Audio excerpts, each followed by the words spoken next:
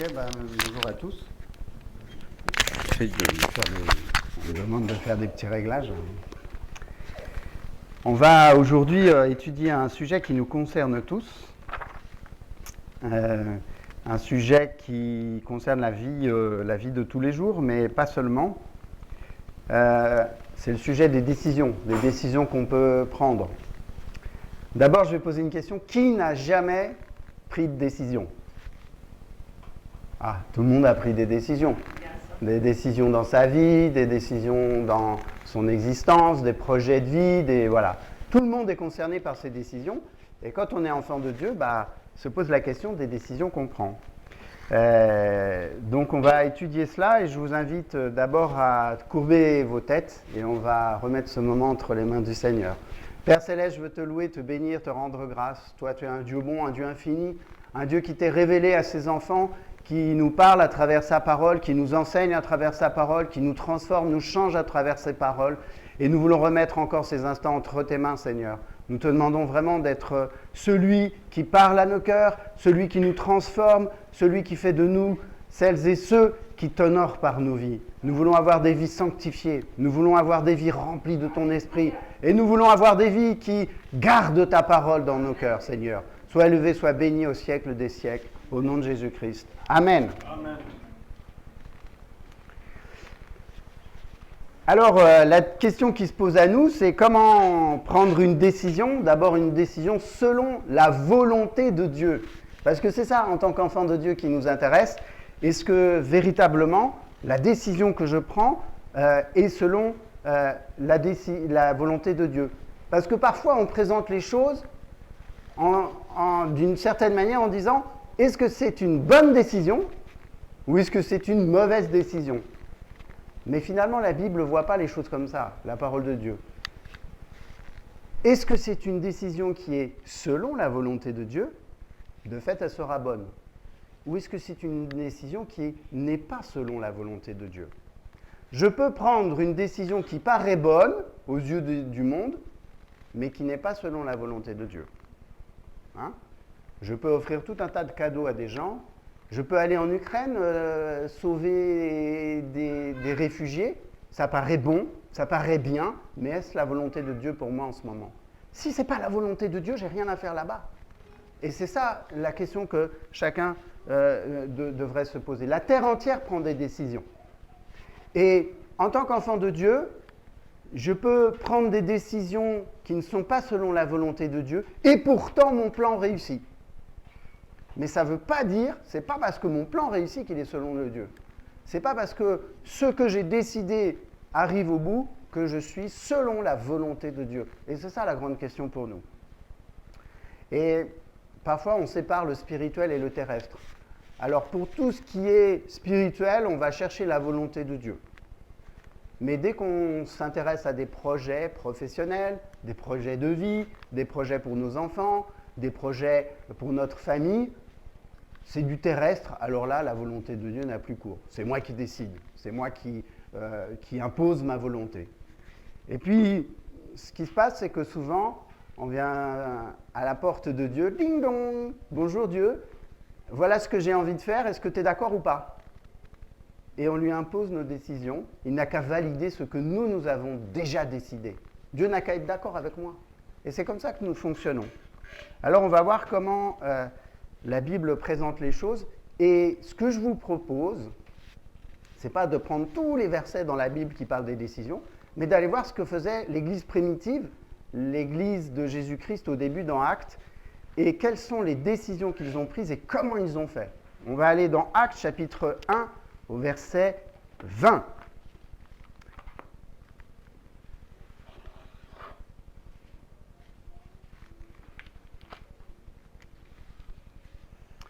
Actes chapitre 1 au verset 20.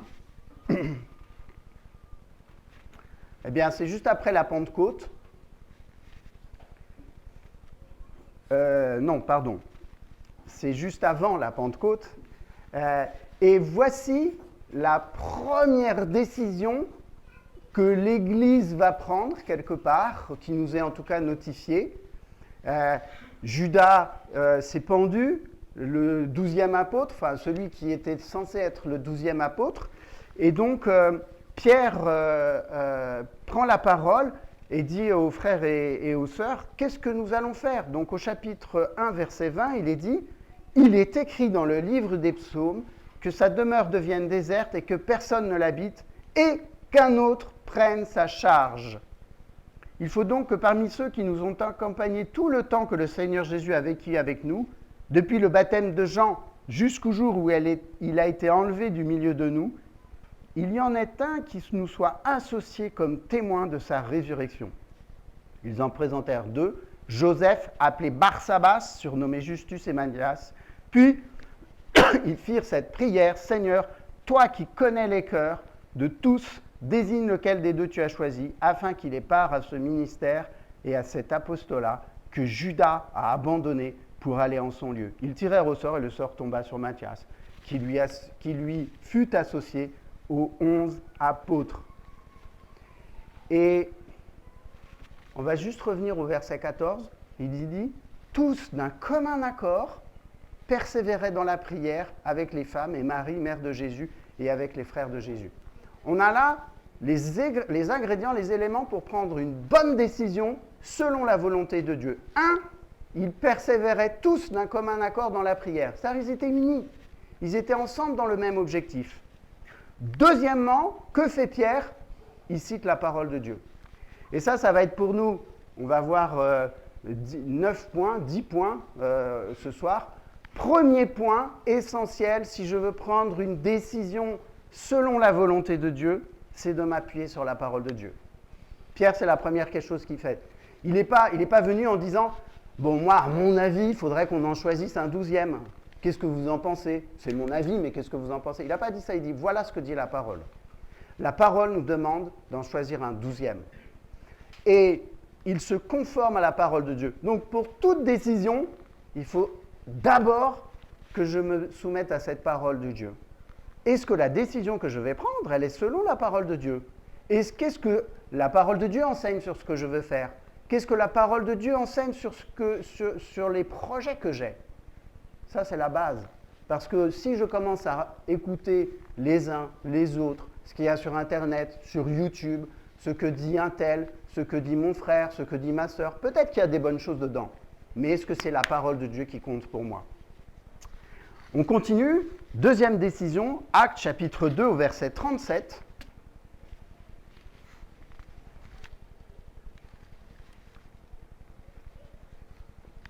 Actes chapitre 2 verset 37. Cette fois, c'est après la Pentecôte et il y a plein de Juifs qui ont entendu encore le discours de Pierre.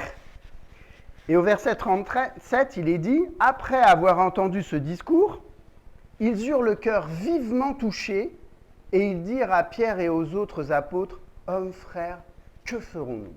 Vous êtes déjà posé cette question? Que ferai-je? Que faire? Il dit, mais que ferons-nous? On a entendu, on a une volonté de faire. Mais qu'est-ce qu'on doit faire maintenant? Qu'est-ce qu'il est possible de faire? Et quelle est la réponse de Pierre au verset 38? Pierre leur dit, repentez-vous, que chacun de vous soit baptisé au nom de Jésus-Christ à cause du pardon de vos péchés et vous recevrez le don du Saint-Esprit. Car la promesse est pour vous, pour vos enfants et pour tous ceux qui sont au loin, en aussi grand nombre que le Seigneur notre Dieu les appellera. Et par plusieurs autres paroles, il les conjurait et les exhortait, disant « Sauvez-vous de cette génération perverse ». Voilà, tous ces Juifs, ils connaissent Dieu, hein. Ils sont devant un choix, ils disent « Mais qu'est-ce qu'on fait ?» Et Pierre leur dit « Repentez-vous ». Ça, c'est le deuxième enseignement qu'on va avoir face aux décisions. Si je ne suis pas né de nouveau, autrement dit, si je n'appartiens pas au Seigneur, si je ne me suis pas repenti, si je ne me suis pas fait baptiser, si je n'ai pas reçu le Saint-Esprit, si je n'ai pas compris les promesses de Dieu, et si je ne me sépare pas de cette génération perverse, il y a 5 points que Pierre énonce, je ne pourrai pas prendre de bonnes décisions. Voilà, parce que pour connaître la volonté de Dieu, il faut que j'ai une relation avec lui. Il faut que j'ai une communion avec lui. Si je ne suis pas né de nouveau, je ne peux pas. Ce n'est pas possible. Et on voit des gens qui prennent des décisions, ça m'étonne toujours, c'est que parfois on rencontre des frères et des sœurs qui prennent des décisions, c'est la volonté de Dieu, mais à chaque fois, ce n'est pas la bonne. Le coup d'après, ils reprennent une décision, ça c'est la volonté de Dieu, ce n'est pas la bonne. 1, 2, 3, 4, 5. Au bout d'un moment, on peut se dire, mais il y a un problème. Comment se fait-il que, en tant qu'enfant de Dieu, toutes les décisions que je prenne, ce n'est pas les bonnes? Est-ce que j'entends bien le Seigneur? Est-ce que j'ai une bonne relation avec le Seigneur? Est-ce que j'ai une communion digne de ce nom? Prenez avec moi, on reviendra dans Actes, bien sûr, Jean chapitre 1, verset 13. Que nous dit Jésus à ce sujet? Jean chapitre 1, verset 13. On va commencer au verset 12. Mais à tous ceux qui l'ont reçu, à ceux qui croient en son nom, elle a donné le pouvoir de devenir enfants de Dieu, lesquels sont nés non du sang, ni de la volonté de la chair, ni de la volonté de l'homme, mais de Dieu. C'est-à-dire que la première volonté de Dieu dans ma vie, c'est que je naisse de nouveau. Comment puis-je espérer faire la volonté de Dieu si je ne respecte pas la première volonté de Dieu, qui est que je naisse de nouveau? On voit que ça ne fonctionne pas. Naître de nouveau, ce n'est pas moi qui ai décidé. J'ai toujours été bon, je vais un peu à l'église, je lis un peu la Bible. Mais ce n'est pas ça, être né de nouveau. Être né de nouveau, c'est lorsque Dieu a décidé d'entrer dans ma vie et il me transforme de A jusqu'à Z. Et là, mon esprit s'éveille et je vais pouvoir prendre. Je ne dis pas que je vais prendre que des bonnes décisions, mais la porte est ouverte pour que je comprenne la volonté de Dieu. Un autre verset en Romains 12, 12.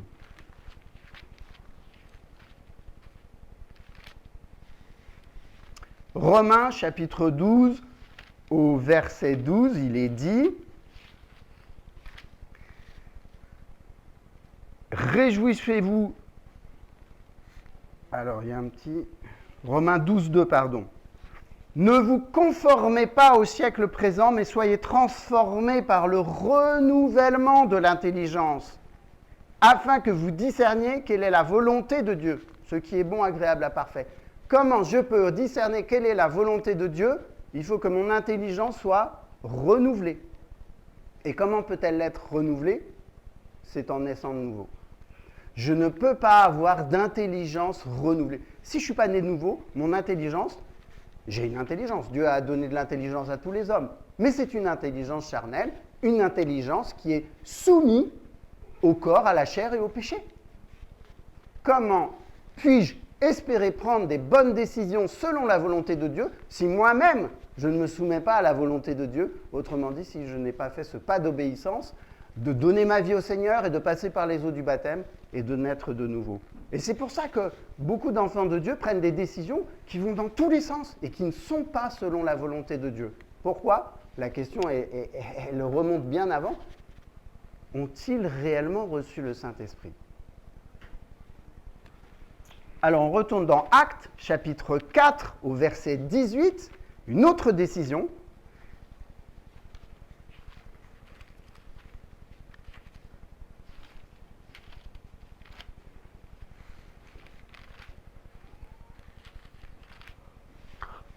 Pardon. Les apôtres sont arrêtés parce qu'ils parlent de Jésus et on les enferme en prison. Et donc, avant de les relâcher, ils se font gronder, ils se font sermonner. Et donc, Actes chapitre 4 au verset 18, les ayant appelés, donc les responsables de la synagogue, le Sanhédrin, ils leur défendirent absolument de parler et d'enseigner au nom de Jésus. Pierre et Jean leur répondirent, « Jugez s'il est juste devant Dieu de vous obéir plutôt qu'à Dieu. Car nous ne pouvons pas ne pas parler de ce que nous avons vu et entendu. » Deuxième enseignement, deuxième décision. Les apôtres disent quoi? Nous devons obéir à Dieu plutôt qu'aux hommes.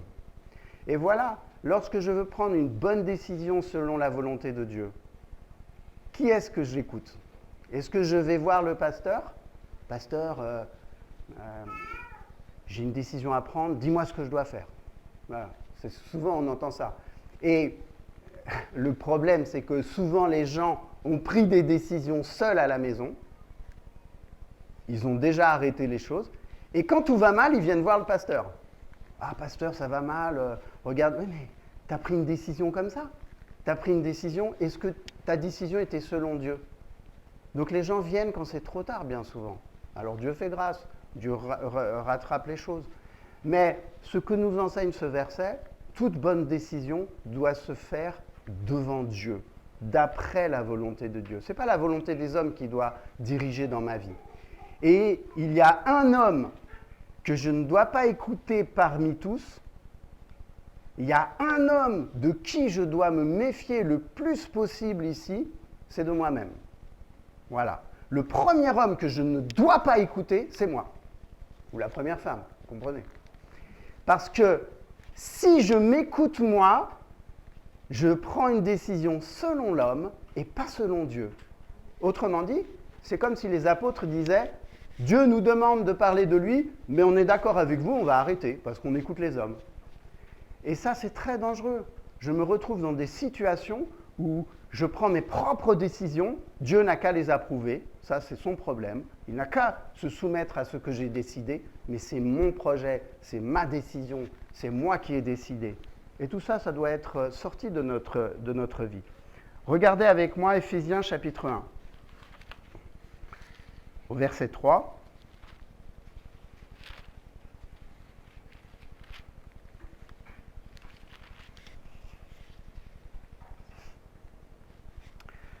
Alors on va peut-être lire... on va lire les 14 versets, on a un peu de temps, ouais, ok. Béni soit le Dieu et Père de notre Seigneur Jésus-Christ, qui nous a bénis de toute bénédiction spirituelle dans les lieux célestes. Les bénédictions, elles sont spirituelles dans les lieux célestes, ce n'est pas sur cette terre, on le rappelle. En lui, Dieu nous a élus avant la fondation du monde pour que nous soyons saints et irréprochables devant lui. Il nous a prédestinés dans son amour à être ses enfants d'adoption par Jésus-Christ, selon quoi? Le bon plaisir de sa volonté, pour célébrer la gloire de sa grâce dont il nous a favorisés dans le bien-aimé. En lui, nous avons la rédemption par son sang, le pardon des péchés, selon la richesse de sa grâce, que Dieu a répandu abondamment sur nous par toute espèce de sagesse et d'intelligence. Il nous a fait connaître le mystère de quoi? De sa volonté, selon le bienveillant dessein qu'il avait formé en lui-même, pour le mettre à exécution lorsque les temps seraient accomplis de réunir toutes choses en Christ, celles qui sont dans les cieux et celles qui sont sur la terre. En lui, nous sommes aussi devenus héritiers, ayant été prédestinés, suivant le plan de celui qui opère toutes choses, d'après le conseil de sa volonté, afin que nous servions à célébrer sa gloire, nous qui d'avance avons espéré en Christ. C'est-à-dire que Dieu manifeste, je vous fais un résumé, sa volonté, il montre sa volonté, pour quel but? Afin que nous servions à célébrer sa gloire, nous qui d'avance avons espéré en Christ. Autrement dit, 1, je ne dois jamais prendre une décision selon les hommes. 2, ma décision, elle doit contribuer et amener à quoi? À célébrer la gloire de Dieu. Est-ce que les décisions que je prends dans ma vie, mes projets de vie, c'est pour moi ou pour célébrer la gloire de Dieu? Je vais faire des études, pourquoi? Pour moi ou pour célébrer la gloire de Dieu? Je cherche un travail, pourquoi? Pour moi ou pour célébrer la gloire de Dieu? Parce que la volonté de Dieu, pour moi dans ma vie, dans toutes mes décisions, c'est que je puisse célébrer sa gloire. Est-ce que je vais avoir des enfants, fonder une famille, pour moi ou pour célébrer la gloire de Dieu? Vous voyez qu'il n'y a pas de céleste terrestre. Tout est pour la gloire de Dieu. Alors bien sûr, on dirait oui, c'est pour la gloire de Dieu. Mais quand je regarde au fond de mon cœur, quand je vais dans les méandres de mon cœur tortueux, quand je vais voir tout au fond de mon cœur mauvais, finalement, c'est parce que j'ai envie, c'est que je le veux. Voilà. Et c'est moi qui prends la décision, ce n'est pas le Seigneur. Alors on retourne dans Actes, chapitre 4, au verset 32.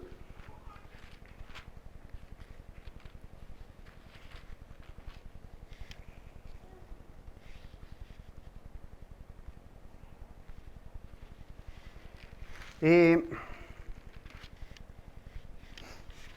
on va lire du verset 32 au verset 37. La multitude de ceux qui avaient cru, donc là on est après la Pentecôte, il y a beaucoup de conversions.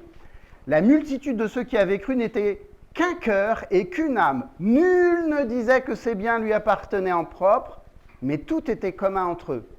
Les apôtres rendaient avec beaucoup de force témoignage de la résurrection de Jésus, et une grande grâce reposait sur eux tous. Car il n'y avait parmi eux aucun indigent.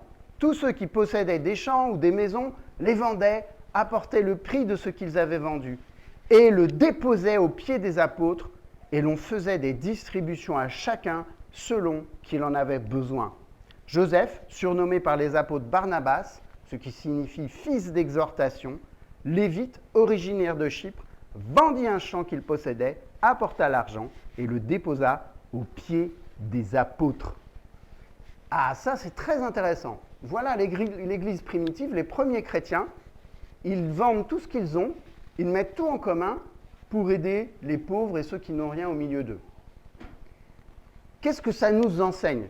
Revenons au verset 32. Nul ne disait que ses biens lui appartenaient en propre. Et c'est ça la clé. C'est-à-dire que lorsqu'ils prennent la décision de tout vendre pour donner, je ne dis pas qu'il faut faire ça, mais quand ils ont pris cette décision, quelle était la clé? C'est que pour eux, rien ne leur appartenait. Autrement, alors si ça appartient pas à eux, ça appartient à qui? Au Seigneur, à Jésus.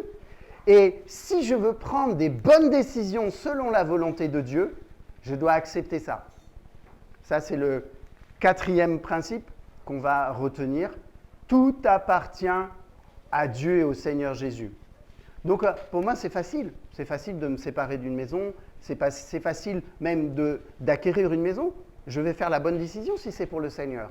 Lorsque je consacre toute chose au Seigneur, lorsque tout est pour la gloire de Dieu, ça me facilite grandement les choses pour prendre les bonnes décisions. Mais quand je veux que mes propres projets, ma propre ambition, quand je veux que mon propre intérêt soit respecté, alors je ne suis plus dans ce cas-là où je donne tout au Seigneur. Et ma vie, est-ce qu'elle appartient au Seigneur ou pas? Est-ce que, comme ces premiers chrétiens qui donnaient tout au Seigneur pour les autres, est-ce que ma vie appartient au Seigneur? Et bien souvent, là, il y a un souci. C'est-à-dire qu'on vit pour soi et le Seigneur nous accompagne. Mais ce n'est pas comme ça que Dieu voit les choses. Ma vie appartient tout entièrement au Seigneur. Est-ce que j'ai bien conscience de ça? Parce que c'est pour ça qu'on prend les mauvaises décisions. C'est-à-dire qu'on pense réellement que Dieu est là pour nous accompagner sur cette terre, pour nous bénir, pour nous donner des choses. Mais ça reste ma vie, ça reste mes décisions, ça reste ce que je veux faire, ça reste ma volonté. Je ne me suis pas entièrement consacré au Seigneur. Je ne me suis pas entièrement consacré à Dieu. Je ne lui ai pas tout donné. Et à la limite, c'est peut-être dur ce que je vais dire, mais parfois, on donne tout au Seigneur et Paul nous rappelle, contentez-vous de l'état dans lequel le Seigneur vous a trouvé. Si je lui donne toute ma vie alors que je suis pauvre et esclave, Paul dit, si tu peux ne pas être esclave et que l'occasion se présente, tant mieux. Ne cherche pas à changer ta situation toi-même. Ne cherche pas à être au-dessus des autres et à ne plus être esclave. Dieu t'a trouvé un tel, Dieu t'a trouvé dans tel état, il t'a sauvé dans tel état, tu lui as donné ta propre vie dans tel état. Donc c'est suffisant.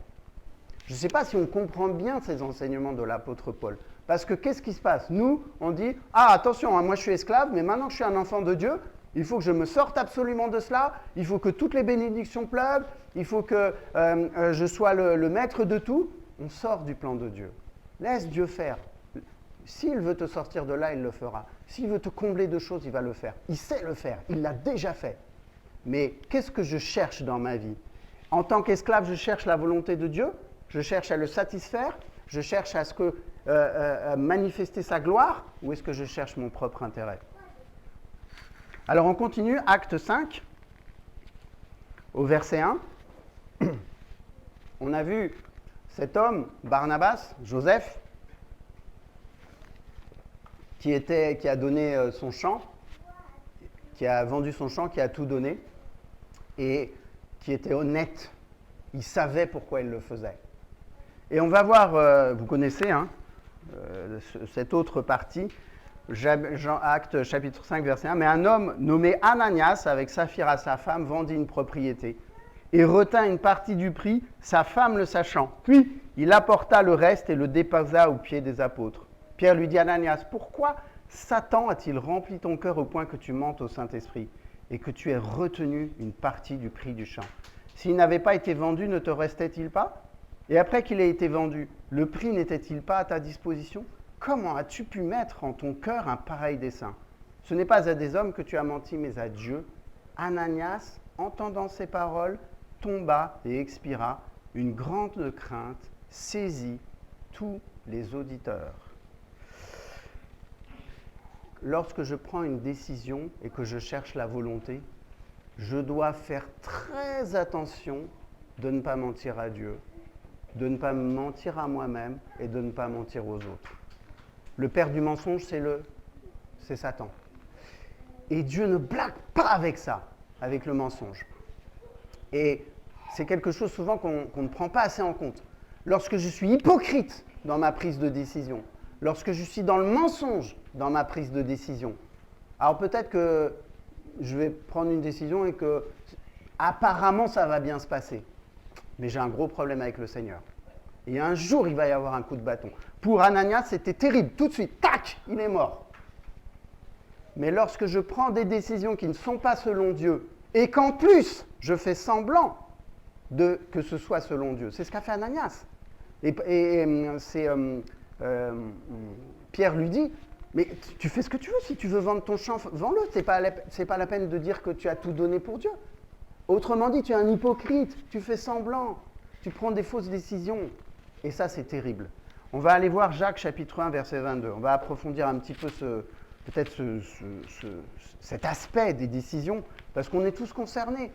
Souvent, on prend des décisions et on a tellement envie que ce soit la bonne décision. On a tellement envie que ça se passe qu'on trouve des arguments pour dire c'est la volonté de Dieu. Et on vient calquer, mettre sur sa propre décision, on vient mettre dessus l'argument de dire c'est le plan de Dieu, c'est la volonté de Dieu. Mais en fait, c'est moi. Et je suis en train de mentir à Dieu. Je suis en train de me mentir à moi-même. Et je suis en train de mentir à mes frères et à mes sœurs et à toute l'assemblée. Jacques, chapitre 1, au verset 22, il est dit « Mettez en pratique la parole et ne vous bornez pas à l'écouter en vous trompant vous-même par de faux raisonnements. » Voilà ce qu'on fait souvent. On se trompe par de faux raisonnements. Oui, ça, j'ai vraiment ça à cœur. Ça, c'est vrai. Je pense que ça vient du Seigneur. Je pense que c'est le Seigneur qui me guide. J'ai entendu telle chose, telle chose. Ok, c'est possible, ça arrive aussi. Mais quand on creuse, quand on regarde ce qu'il y a sous le vernis, sous la carapace, quand moi-même je regarde ce qu'il y a dans mon cœur, je vois très bien que ce n'est pas la volonté de Dieu, que c'est ma propre décision, que je suis en train de vouloir accomplir mes propres projets, d'atteindre mes propres objectifs. Peut-être même que mes objectifs, je les ai fixés sans que ce soit la volonté de Dieu. Prenez un autre passage juste après, en 1 Jean chapitre 2. Et c'est terrible parce que le Seigneur, avec les faux, il ne blague pas. Et on doit se garder de cela. Si jamais on se retrouve dans une situation, je prie que le Seigneur nous réveille, parce que notre vie est en jeu, notre relation avec le Seigneur est en jeu, et notre vie physique est en jeu, si je vais jusqu'au bout comme Ananias. 1 Jean chapitre 2 au verset 17, il est dit « Le monde passe et sa convoitise aussi, mais celui qui fait la volonté de Dieu demeure éternellement. » Ma décision, elle est de faire la volonté de Dieu, et donc d'être dans l'éternité, ou de satisfaire ma convoitise. C'est-à-dire, je veux posséder, je veux avoir, je veux atteindre mon objectif, je veux réussir dans... Les choses ne vont pas ensemble. Vous voyez bien? Soit je suis dans la convoitise, soit je fais la volonté de Dieu et je demeure éternellement. Autrement dit, je vais prendre un exemple concret. Je veux je veux réussir quelque chose dans la vie, dans le travail, ou dans fonder un foyer, une famille, etc. Est-ce que c'est simplement pour ma satisfaction personnelle, ou est-ce que je cherche la volonté de Dieu? Si je cherche la volonté de Dieu, je me tiens tranquille. J'honore Dieu par ma vie, et c'est lui qui va me donner un travail. Je serais même étonné. Ah mince, un travail. Ah mince, une famille. Super, une maison. C'est comme ça que le Seigneur fonctionne. Mais si, dans mon cœur, je veux absolument une famille, je veux absolument ce travail, je veux absolument cette maison, et je vais prier pour ça, je ne suis pas en train de faire la volonté de Dieu. Je suis en train d'appeler Dieu pour qu'il agrée ce que j'ai décidé. C'est pas la même chose, les frères et sœurs. C'est pas du tout la même chose. 1 Pierre 4, chapitre 1. Et souvent, on se trompe, on va dans des chemins qui ne sont pas du Seigneur. 1 Pierre, chapitre 4. Moi, ça m'est souvent arrivé de prendre des... Combien de fois, le soir, après la journée, je me suis dit, mais j'ai décidé ça. C'était vraiment pas la volonté de Dieu. Ça vous est déjà arrivé? Je dis, mais pourquoi j'ai décidé ça? Pourquoi je n'ai pas cherché la volonté de Dieu? Pourquoi je n'ai pas soumis ça à Dieu? Pourquoi même je me suis occupé de ces affaires alors que c'est à Dieu de s'en charger? Souvent, on veut s'occuper de toutes ces affaires au lieu de laisser faire le Seigneur. 1 Pierre, chapitre 4. Ainsi donc, Christ, au verset 1, ayant souffert dans la chair, vous aussi, armez-vous de la même pensée, car celui qui a souffert dans la chair en a fini avec le péché, afin de vivre non plus selon la convoitise des hommes, mais selon la volonté de Dieu pendant le temps qui lui reste à vivre dans la chair. C'en est assez, en effet, d'avoir dans le temps passé accompli la volonté des païens en marchant comment? Dans le dérèglement. Le dérèglement, c'est quand on a des relations sexuelles avec quelqu'un, un homme ou une femme, hors mariage. OK? Ça, c'est le dérèglement. Donc, quand je suis dans le dérèglement, je suis dans le péché, je ne suis pas du tout dans la volonté de Dieu. C'est ce que dit la parole, vous comprenez comme moi. C'en est assez donc d'avoir dans le temps passé accompli la volonté des païens en marchant dans le dérèglement. Les convoitises, on revient à ça. Quand je veux absolument obtenir quelque chose, je suis dans la convoitise. L'ivrognerie, les fêtes, donc les orgies, les idolâtries criminelles. Voilà, on ne peut pas faire les deux à la fois. Soit on est dans la volonté de Dieu, laisse Dieu faire alors, soit je ne suis pas dans la volonté de Dieu. Alors un sixième, on revient à Actes, chapitre 6, au verset 3.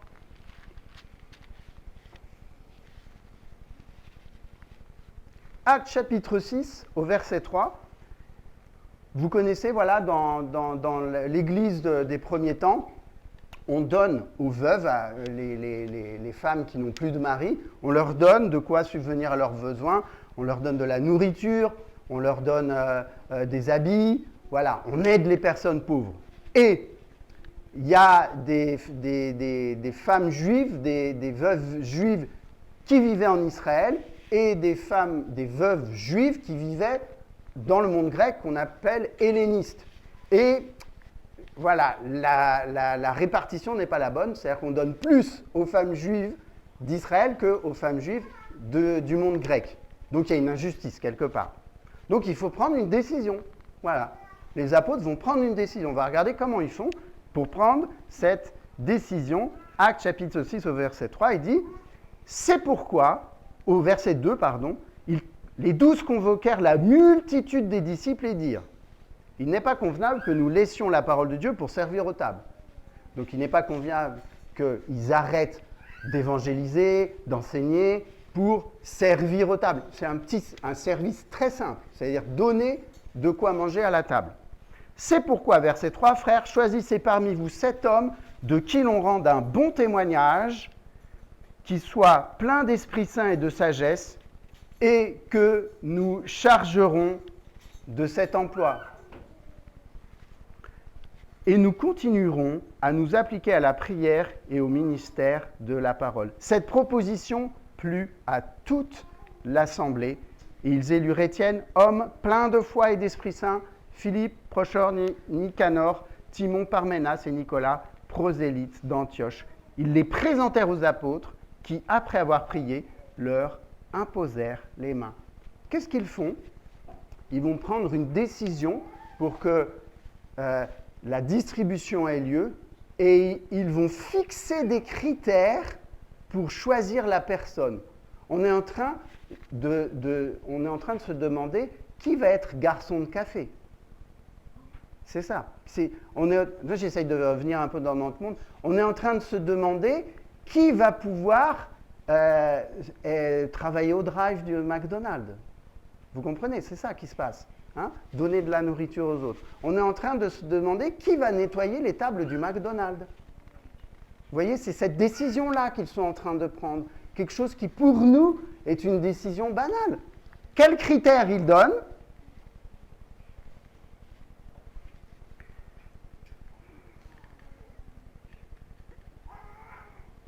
Verset 3. « Choisissez parmi vous cet homme de qui l'on rende un bon témoignage, qui soit plein d'Esprit Saint et de sagesse. » Bon témoignage, Esprit Saint, sagesse. Voilà ce qu'un homme ou une femme doit avoir. Pourquoi? Pour simplement faire une petite tâche de rien du tout dans le plan de Dieu. Vous voyez le niveau d'exigence qu'ils avaient? Ils n'ont pas dit, bon, on s'en fout, c'est juste distribuer, prenez qui vous voulez. Ils n'ont pas dit ça. Ils ont dit, attention, même pour ça, même pour cette petite décision, enfin cette décision qui pour nous a l'air petite, ils fixent des critères qui sont très élevés. Et moi, je vous pose la question, pensons-nous pouvoir prendre des bonnes décisions selon la volonté de Dieu sans avoir à respecter ces critères-là? Premier critère, le bon témoignage. Qu'est-ce que les autres disent de moi? Autrement dit, comment ils voient ma vie? Quelle est ma vie au quotidien? C'est ça le témoignage. Vous comprenez que prendre une bonne décision selon la volonté de Dieu, c'est pas simplement un jour venir devant Dieu faire ting-dong, voilà Dieu ce que je veux, c'est ok ou pas? On peut, je peux y aller ou pas? Dans mon comportement de tous les jours, c'est-à-dire mon témoignage, c'est ça qui va me permettre d'être ouvert à la volonté de Dieu et de prendre les bonnes décisions. Autrement dit, prendre une bonne décision selon la volonté de Dieu, ça se prépare au quotidien.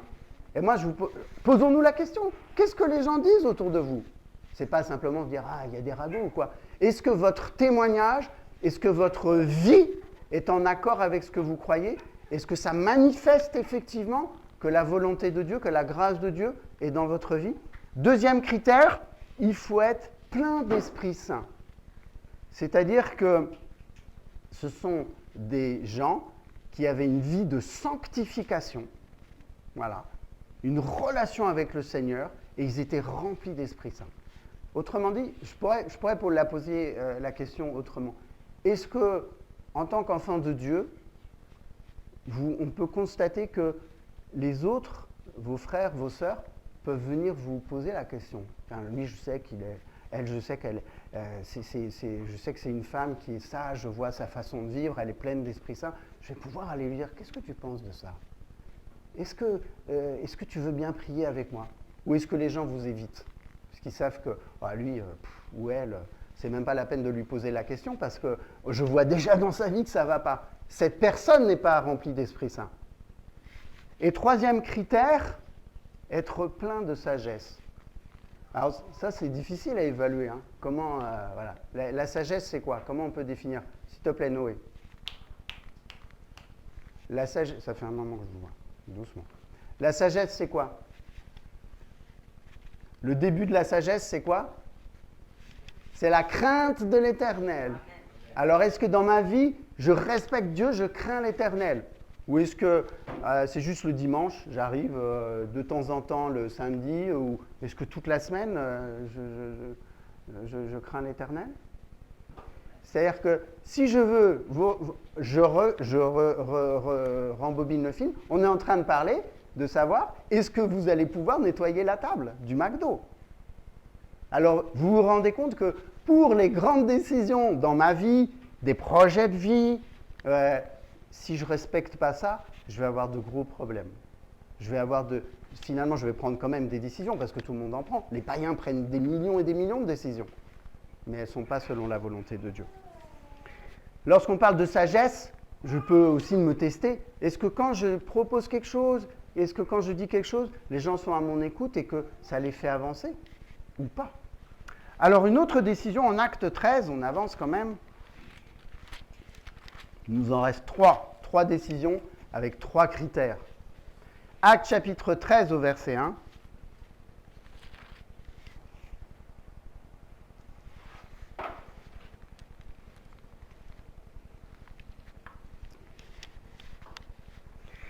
Il y avait dans l'église d'Antioche des prophètes et des docteurs, Barnabas, Siméon appelé Niger, Lucius de Cyrène, Manaën, qui avait été élevé avec Hérode le tétrarque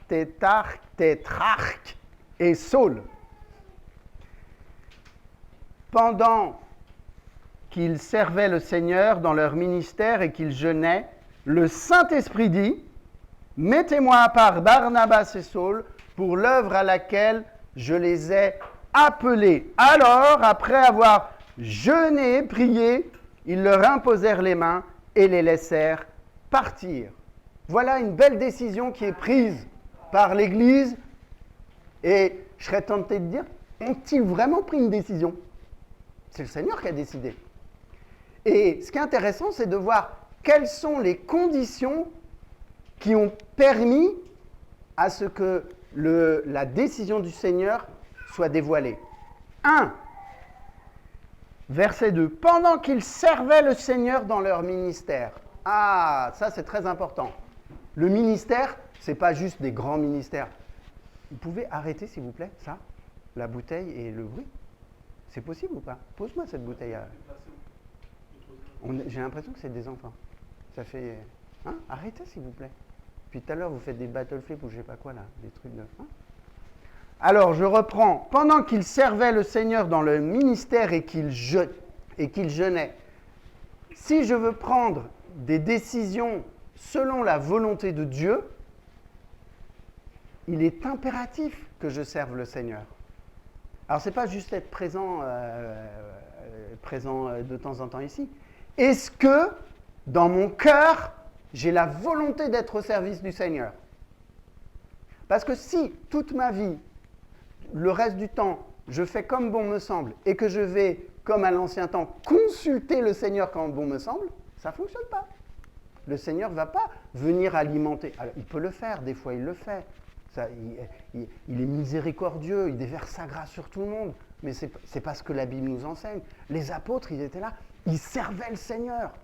Ils priaient, ils jeûnaient, ils évangélisaient, ils enseignaient. Ils partageaient le pain. Et là, c'est comme si le Seigneur dit, voilà, ils sont à mon service. C'est le moment de leur dire quelle est ma volonté. Comment pensons-nous que le Seigneur va nous dévoiler sa volonté si je ne me tiens pas prêt? Je dois me tenir prêt pour que le Seigneur me dévoile sa volonté.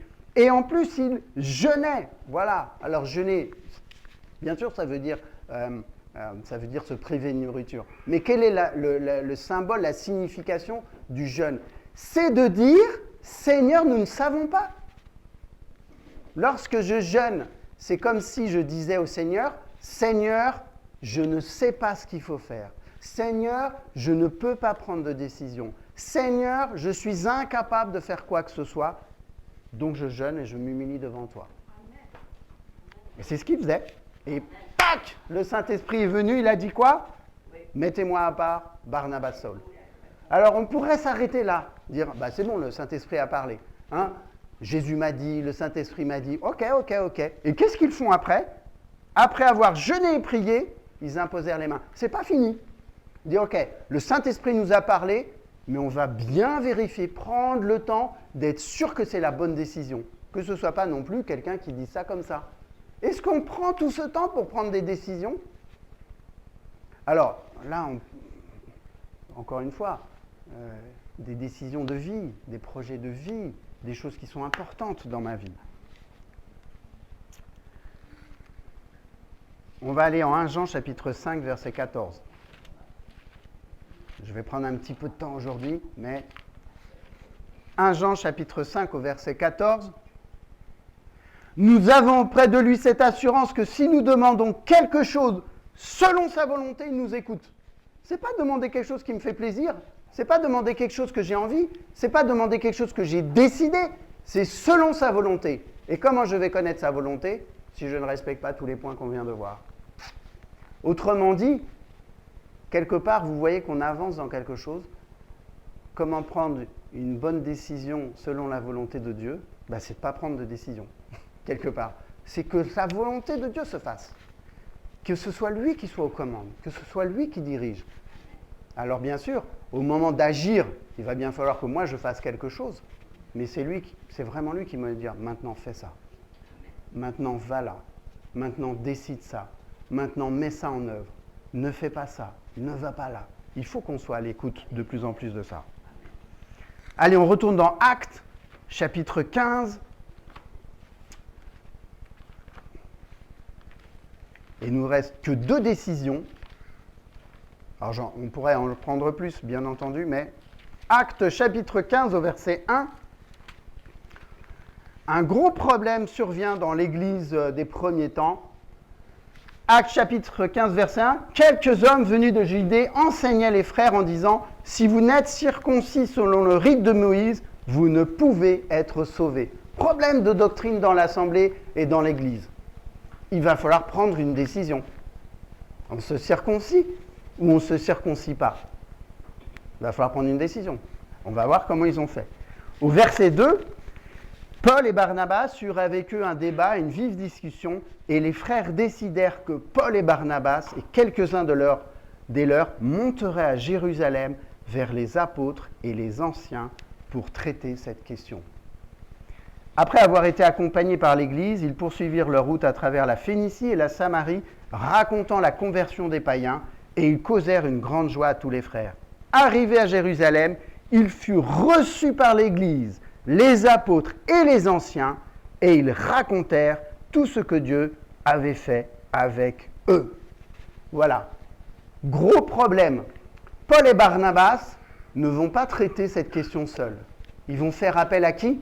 Aux apôtres, aux anciens, à toute l'Église de Jérusalem. Autrement dit, parfois, il y a des décisions qui nous dépassent. Est-ce que je suis en mesure d'aller la soumettre à l'Assemblée? Est-ce que je suis en mesure d'aller demander à mes frères et sœurs de partager cela? Ou est-ce que je continue à prendre mes décisions moi-même? Et c'est un enseignement, je ne dis pas que tout doit se décider comme ça, mais pour prendre une décision selon Dieu, j'ai besoin de mes frères et de mes sœurs. J'ai besoin de l'Église. J'ai besoin du corps de Christ. Je veux prendre une décision qui soit selon la volonté de Christ et je mets le corps de Christ de côté. Ça ne va pas. Ça ne va pas. Ça ne vient pas de Dieu. Alors, après, il faut avoir du discernement, de la sagesse. Mais est-ce que dans mon cœur, déjà, je suis prêt à le faire? Voilà, frères et sœurs, qu'est-ce qui se passe? Est-ce qu'on peut prier, jeûner pour ça, etc. Ça, c'est important. Et beaucoup de soucis dans l'Église arrivent par ce manque de dialogue au sein du corps de Christ. Dans le corps de Christ, on ne parle pas. Voilà, chacun prend ses décisions, on se réunit, alléluia, ah mince, non, pas alléluia, parce qu'on a pris la bonne décision. Mais il fallait venir dans le corps de Christ pour prendre cette décision-là. Et les apôtres, eux, vont voir ses frères. Et qu'est-ce qu'ils vont pouvoir dire au verset 22? Ils vont écrire donc une lettre. Il parut bon aux apôtres, aux anciens et à toute l'Église de choisir parmi eux d'envoyer Antioche et Paul et Barnabas, Jude, appelé Barsabas et Silam, hommes considérés entre les frères. Tout le monde est d'accord avec ça. Et qu'est-ce qu'ils disent au verset 28? Il a paru bon au Saint-Esprit et à nous. Voilà la conclusion.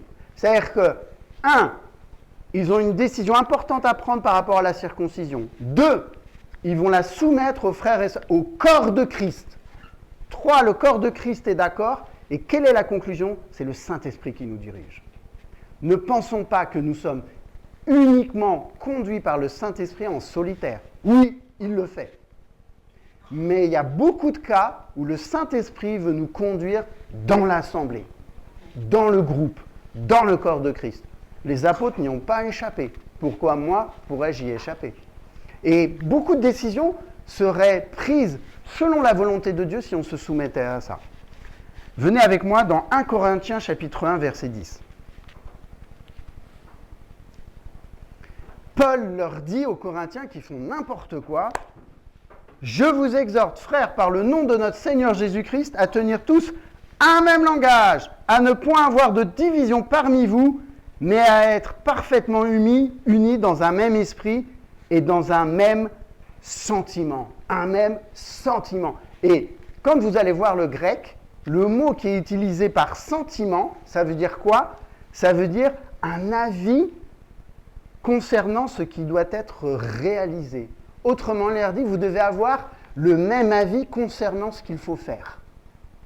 C'est ça le même sentiment dans le sens grec. Hey, c'est pas une décision ça? Vous devez être du même avis. C'est-à-dire que comment savoir si on est du même avis? Moi, par exemple, Adriel, si je veux savoir si on est du même avis, comment on fait? On reste chacun dans notre coin? On va faire quoi? On va en parler. On va discuter, on va prier. En discutant avec Adriel, je me suis aperçu qu'on était du même avis concernant ce qu'il fallait faire. Donc, c'est essentiel. Lorsqu'on veut prendre des décisions selon Christ, on prie, on discute, et on voit que Paul confirme cet enseignement du corps de Christ. On continue en Actes chapitre 20.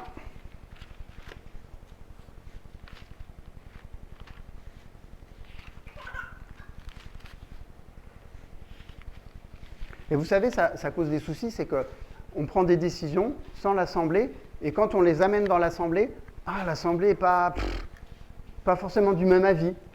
Et qu'est-ce qui se passe? J'ai connu ça dans des assemblées. Vous n'êtes pas du même avis, vous manquez d'amour. Et les gens s'en vont.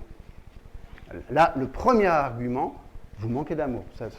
J'espère que vous ne l'entendrez pas, mais malheureusement, je pense que vous l'entendrez un jour. Vous manquez d'amour. Pourquoi? Vous ne comprenez pas la décision que je viens prendre. Ce n'est pas qu'on ne comprend pas la décision que tu viens prendre, c'est que tu l'as prise sans que ce soit la volonté de Dieu et hors du corps de Christ. Comment veux-tu demander au corps de Christ de comprendre une décision qui est prise en dehors de lui? Ça ne fonctionne pas. Actes chapitre 20, au verset 22, Paul monte à Jérusalem pour la fête.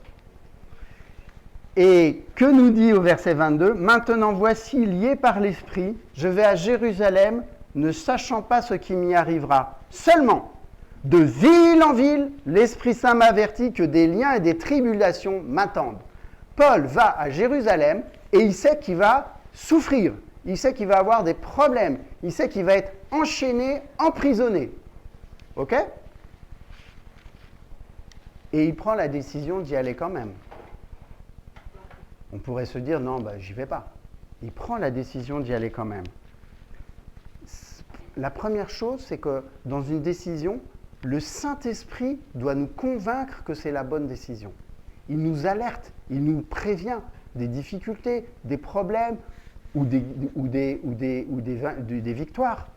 Il nous convainc. Deuxième passage, Actes 21, chapitre 4. C'est toujours le voyage de Paul.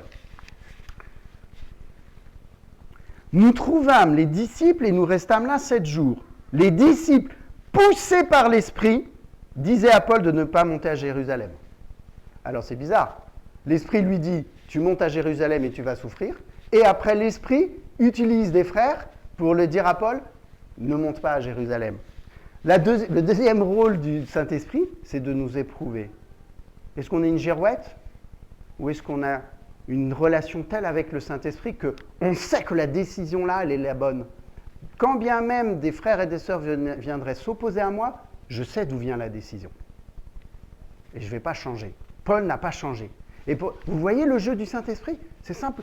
C'est pas que le Saint-Esprit est tordu et sadique. C'est simplement qu'il veut dire, je vais m'assurer que Paul ait bien compris que c'est moi qui lui ai parlé. Et donc, il envoie des gens, pour opposition. Et donc, lorsque je veux prendre une décision par rapport à la volonté de Dieu, je dois m'attendre à ce que des autres viennent me voir et dire, tu es sûr que tu prends la bonne décision? Et je dois l'accepter et dire, merci Seigneur, je me tourne vers toi, confirme-moi que c'est la bonne décision. Mes frères et mes sœurs me disent ceci et cela, confirme-moi que c'est la bonne décision. Et on continue au verset 10, Actes chapitre 21, au verset 10. Comme nous étions là, donc ils ont changé de lieu, depuis plusieurs jours, un prophète nommé Agabus descendit de Judée et vint nous trouver. Il prit la ceinture de Paul, se lia les pieds et les mains et dit « Voici ce que déclare le Saint-Esprit, l'homme à qui appartient cette ceinture. Les Juifs le liront de la même manière à Jérusalem et le livreront entre les mains des païens. » Quand nous entendîmes cela, nous et ceux de l'endroit, nous priâmes Paul de ne pas monter à Jérusalem. Alors il répondit « Que faites-vous » en pleurant et en me brisant le cœur. Je suis prêt non seulement à être lié, mais encore à mourir à Jérusalem pour le nom du Seigneur Jésus. Comme il ne se laissait pas persuader, nous n'insistâmes pas et nous dîmes que la volonté du Seigneur se fasse. Le Seigneur convainc, le Seigneur éprouve, le Seigneur confirme. Voilà les 3 étapes de Paul. Et il sait qu'il a pris la bonne décision. Le Seigneur, le Saint-Esprit l'a convaincu. Le Saint-Esprit l'a éprouvé. Et maintenant, le Saint-Esprit envoie un homme pour confirmer que c'est la bonne décision. Pourquoi Paul continue ? Il sait qui lui demande de faire ces choses. Il sait où il va, pour qui il va. Il sait qu'il a donné sa vie. Il sait qu'il est prêt à mourir pour son Seigneur. Et il est dans la bonne décision. Alors voilà tous ces passages. On a vu 9 décisions prises par des hommes, prises par l'Église, et on en a tiré 9 arguments, je pourrais dire. On va finir par 1 Corinthiens, chapitre 4, verset 5.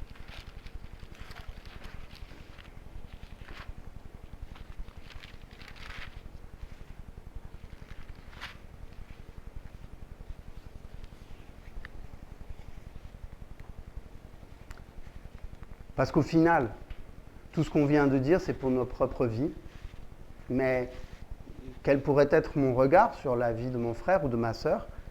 1 Corinthiens, chapitre 4, au verset 5, il est dit « C'est pourquoi ne jugez de rien avant le temps, jusqu'à ce que vienne le Seigneur, qui mettra en lumière ce qui est caché dans les ténèbres et qui manifestera les desseins des cœurs. Alors chacun recevra de Dieu la louange qui lui sera due. » Donc on n'est pas là pour juger les décisions des uns et des autres, mais de donner des outils, des pistes pour être dans la volonté du Seigneur. Mais sachez que nous sachions tous que les décisions qu'on prend, on aura à les justifier. Que les actes qu'on fait, les paroles qu'on prononce, il faudra les justifier devant le Seigneur. Alors, on peut faire semblant, mais on ne ment pas à Dieu. Et souvenez-vous d'Ananias, il a menti à Dieu, ça n'a pas fonctionné. Donc, dans toutes ces décisions, nous devons faire attention à ce que nous faisons. Je veux dire, à un moment donné, on ne se moque pas de Dieu. Il faut vraiment qu'on ait conscience que chaque décision de notre vie, ça engage tout notre être, ça engage notre foi, ça engage notre assemblée, ça engage mes frères et sœurs. Quand je prends une décision tout seul à la maison, je vous engage. Parce qu'on est un corps. On est ensemble. Est-ce que je comprends ça ? C'est pas simplement moi. Oh, c'est pas grave, les frères et les sœurs, ils le savent pas. Ben, ils le savent pas, mais ils vont peut-être en souffrir. Ils le savent pas, mais ça aura des répercussions. Donc, est-ce qu'on réalise ce que c'est que le corps de Christ et les décisions qu'on doit prendre ? Ou autrement dit, est-ce qu'on réalise les décisions que le Seigneur veut nous faire connaître ? Alors, pour conclure, les points qu'on a vus, je vous les recite. Premier point, c'est la parole de Dieu. La première décision, elle était selon la parole de Dieu. Deuxième point, il faut être né de nouveau. Il faut avoir reçu le Saint-Esprit. Sinon, je ne peux pas prendre de décision, je ne fais pas partie du corps. Je pourrais prendre des décisions, mais ça ira dans tous les sens. Troisième point, il faut obéir à qui ? À Dieu plutôt qu'aux hommes. Voilà. Et surtout pas à moi. Quatrième point, rien ne m'appartient, j'appartiens à Dieu. Si je veux prendre les bonnes décisions, tout pour lui. Cinquième point, je dois être honnête. Et je ne dois pas mentir à Dieu comme Ananias. Si je suis hypocrite, ça va mal. Sixième point, je dois connaître la volonté de Dieu, mais avant cela, je dois être dans l'obéissance. C'est autrement dit, je dois, avant de servir aux tables, je dois avoir un bon témoignage, je dois être rempli de sagesse et de Saint-Esprit. Septième point, c'est Dieu qui propose. C'est Dieu qui dit « Mettez-moi à part Paul et Barnabas ». Est-ce que j'attends cela ou est-ce que j'impose à Dieu ? Huitième point, j'ai beaucoup de décisions et de choses à faire qui doivent être prises en commun accord, en communion avec mes frères et avec mes sœurs. J'ai besoin de vous pour prendre mes décisions. J'ai besoin de vous pour savoir où je vais dans la vie. J'ai besoin de vous pour savoir que faire dans la vie, parce que vous êtes le corps de Christ. Sinon, si je ne comprends pas ça, c'est-à-dire que je néglige Christ. Quelle relation j'ai avec lui alors? 9e point, même après la décision, les questions continuent et nous devons encore soumettre cela au Seigneur. Lorsqu'il dit « Mettez-moi à part Paul et Barnabas », et lorsque Paul montait à Jérusalem, eh bien, il y avait encore le Saint-Esprit qui devait confirmer. Les décisions avec Dieu, ce n'est pas clac, comme ça. Ça prend du temps. Et dernier point qu'on avait vu, ne jugeons pas. Voilà, soyons respectueux et ne jugeons pas les autres. Mais ce n'est pas parce qu'on ne juge pas qu'on approuve. Ce n'est pas parce qu'on ne dit rien qu'on est d'accord. On ne dit rien, on ne juge pas par respect et par humilité, mais ce n'est pas pour ça qu'on est d'accord. Celui avec qui vous devez être d'accord, c'est Jésus. Parce qu'un jour, nous devrons tous rendre compte de tout ça. Voilà ce que je voulais partager avec vous. Merci de votre patience.